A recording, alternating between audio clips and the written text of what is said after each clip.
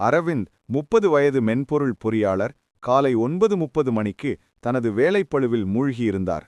ஒரு பெரிய ப்ராஜெக்ட் காலக்கெடுவின் நெருக்கடியால் அவர் தன்னை ஒரு இயந்திரமாகவே உணர்ந்தார்.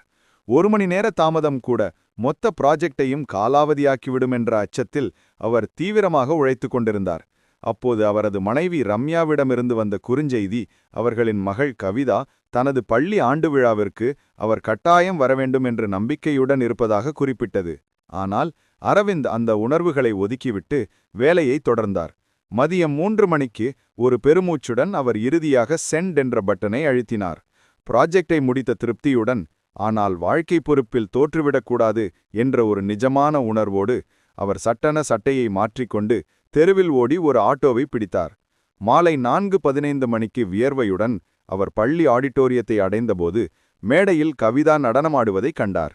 அவள் அவரை கண்டதும் அளித்த புன்னகை அவர் சுமந்திருந்த டென்ஷன் முழுவதையும் நீக்கியது.